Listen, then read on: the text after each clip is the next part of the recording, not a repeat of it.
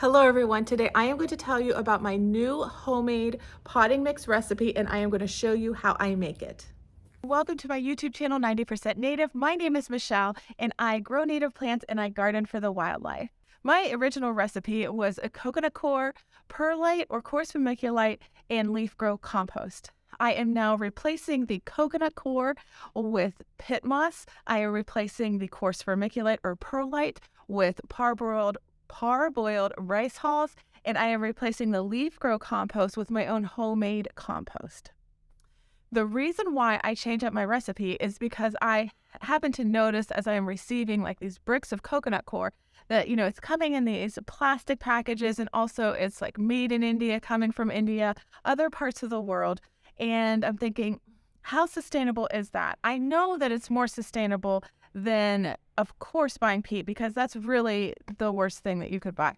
But the coconut coir, it's traveling all that way to get to me. Can I be more sustainable? And that's when I found PittMoss.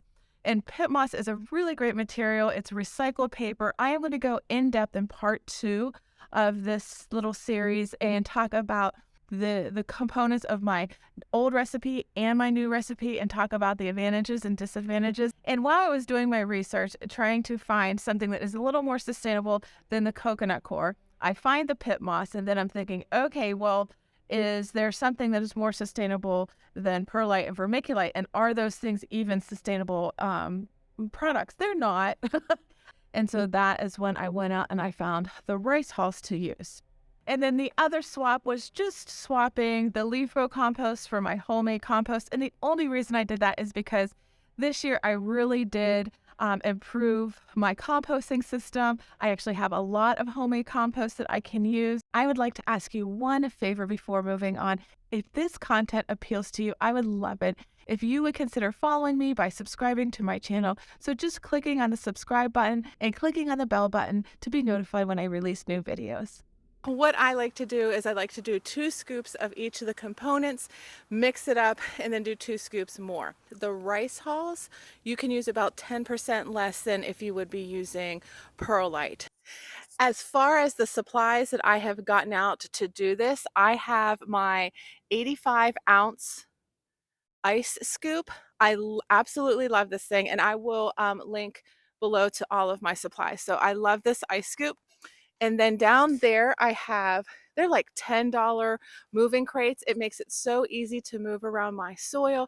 And I just take my shovel and I just kind of use that as a steering wheel. So it works out easily. I have my wheelbarrow, a shovel, and yeah, just the components of the recipe. Of course, I have to include a little shot of violet, but what I'm doing here is I'm just taking 2 scoops of each of the components. I'm mixing those components together. I'm putting a little water over top of them, maybe doing a little bit more mixing, and then going back and adding 2 additional scoops. And I'm going to do this over and over again until I run out of one of the ingredients.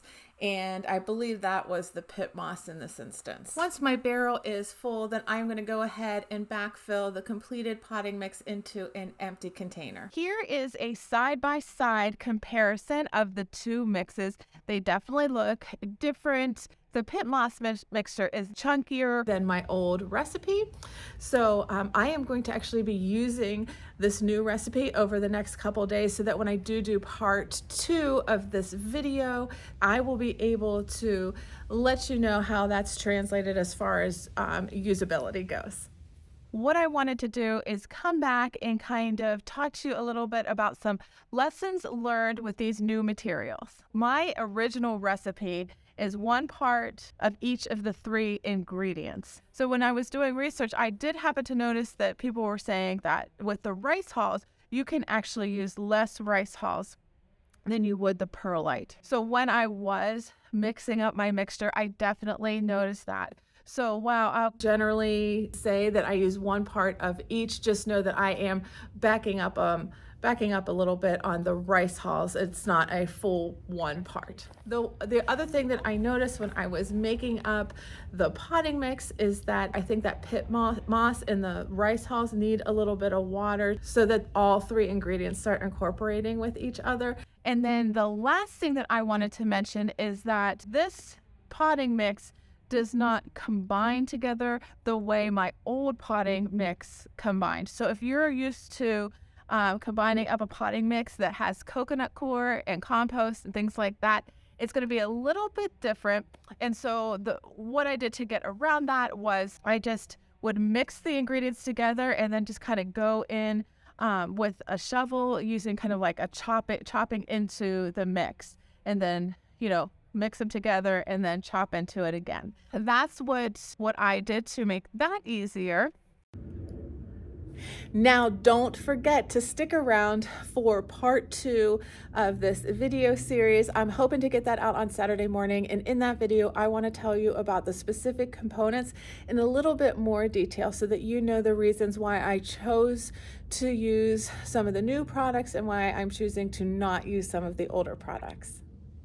Okay, everyone. Well, that is it for today. Happy gardening, and I will catch you again next time.